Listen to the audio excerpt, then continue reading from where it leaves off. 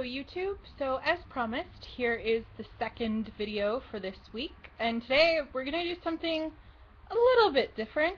Today I really kind of want to talk to the people I know who fall under the teenager and young adult category, and I want to do a little bit of advice stuff.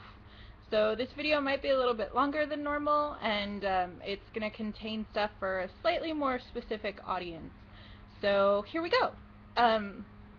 There are a lot of people that I interact with in the teenager, young adult area. It's my favorite group to work with. I really enjoy working with them, and I've got a lot of close relationships with people in that area. And I'm slowly edging, as I approach 23, edging my way out of this teenager, young adult era of my life. And I've gotten some experience along the way that I am always more than happy to share. And so I'm going to share some of that today, and some of that is going to come from personal experience, some of it's going to come from what I have learned interacting with people in this sort of genre, area, age group, and some of it will also come from my teaching expertise and what I learned while teaching. So the first thing that I really want to address about this idea of growing up and where people are is that it's change. It's a lot of really big changes in a condensed period, especially for people who are graduating and getting ready to go off to college or go into the workforce, or I don't know, do whatever it is people do after they get out of high school and move on with their lives. And that can be really scary and daunting in and of itself, because a lot of times people feel like they lose their support groups and all of their coping mechanisms, and suddenly throughout high school and college you are being bombarded with these big complex problems and these scary, terrifying things that you've never had to do before. And yeah, that's not cool, because you feel totally unprepared. You feel like all of the stuff that you used to do to help keep yourself calm is gone, and you're totally unprepared. And this does not apply to people who weren't taught how to balance a checkbook or do their taxes or whatever. It usually applies to pretty much everyone, because no matter what problems it is you're encountering, there's not a manual for that. There are some pretty good theories. There's some people who, you know, really work with trying to get people to learn who they are and find themselves and develop their feelings. But for the most part, for the first time in a really long time, people are on their own to figure this stuff out. And that is very daunting, and a lot of times that's why this sort of age group is where mental illness starts to develop and starts to become a problem, because you have these huge problems, you don't have coping mechanisms for them, and suddenly you have to deal with them anyway, and oh my gosh, panic. That's what happens. So how do you cope with that? How do you figure it out? Honestly, for those of you who are getting ready to go into college, it is really important for you to know that almost all colleges in the United States have free therapy of some sort. Sometimes it's group sessions, sometimes it's even individual sessions. And when you are out of school, that costs so much money to do. So take advantage of it.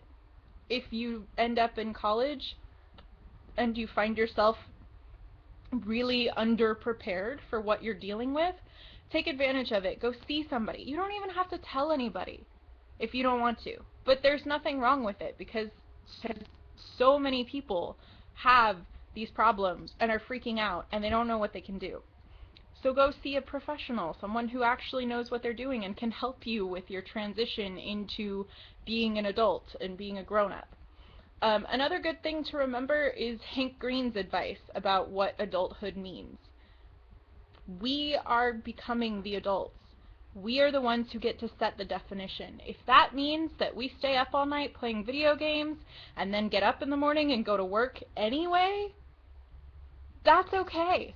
If that means that we change what it means to be a worker to being a person who vlogs from home and gets ad revenue or does a bunch of writing or whatever, that's cool. We get to set that definition. So don't think that there's this secret formula to magically being a responsible adult, because there's not. And you will still be a child in some respects, especially in the places where you are most passionate. And stay connected to that. That's really important, to not lose sight of your passions and what makes you happy while you are going through all of these changes. The next thing is to try to stay connected to your support groups. A lot of times, you're no longer, when you go off to school or enter the workforce and move out and whatever, you're no longer seeing the people that you saw every day for years. You don't have this sit down at dinner and talk about how your day went and which teachers were bothering you routine anymore. You might go weeks or even months without seeing your parents or your best friends. And that sounds really sad, but it is also an opportunity for you to sort of grow and redefine yourself and really get to know who you are. But nobody wants to do that by themselves. So that's where Skype and Google Hangouts and FaceTime and even YouTube come in. And texting and phone calls and all of that, those are really good ways to get connected to those people. And it's okay to tell them that you are struggling with whatever you're struggling with. Your parents might have some really good advice for you depending upon your relationship with them. Your best friends might be going through the same thing at a different school or in a different place, and they might have some good tips for you that can be really beneficial. So stay connected to them. And my third piece of advice for this whole growing up period is to really try to connect to what you're passionate about.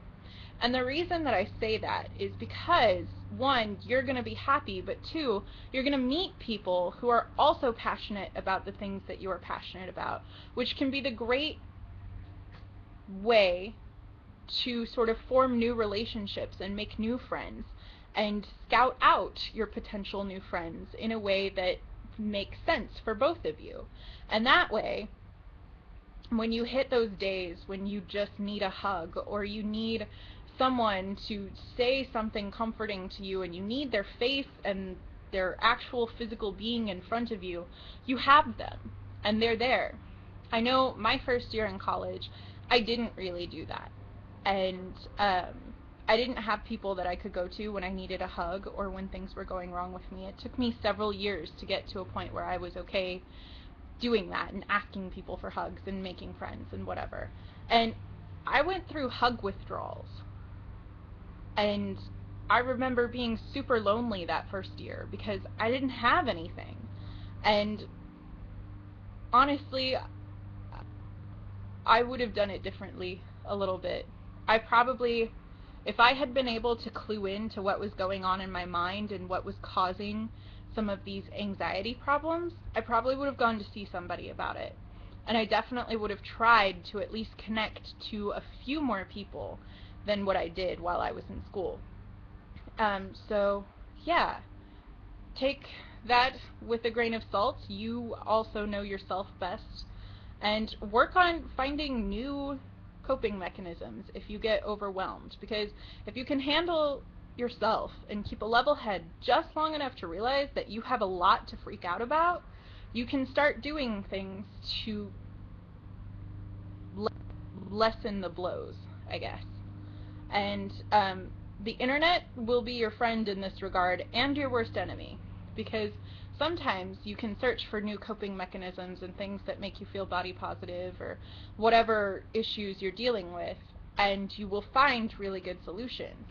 But if you base a lot of your friendships online, you're going to miss out on that hug factor, and those withdrawals are pretty nasty. So keep that in mind and be present when you move forward. To end, I would like to say congratulations to everyone who is graduating this year. You guys did a great job. You've made it this far, and I know that you are going to be amazing when you get to school or enter the workforce or whatever it is you decide to do. And it's been a real honor to get to know all of you. And if you have any questions or concerns about going off to school or whatever that I didn't address here, if you want me to make a video, let me know in the comments. If you have general questions, you can ask them on my Tumblr in my Ask or my Submit, or here in the comments as well. And if you have school-specific questions about where you're going, if you are headed for college, please feel free to ask. I might be able to go in and find some information for you, because college websites are really tricky, and I've spent 4.5 years working with one, so I can usually figure out how they work pretty quick, and then I can teach you. So yeah, that's about it. Have a great rest of your week. Don't forget to be awesome, and hang in there, because it's going to be great. Bye, YouTube.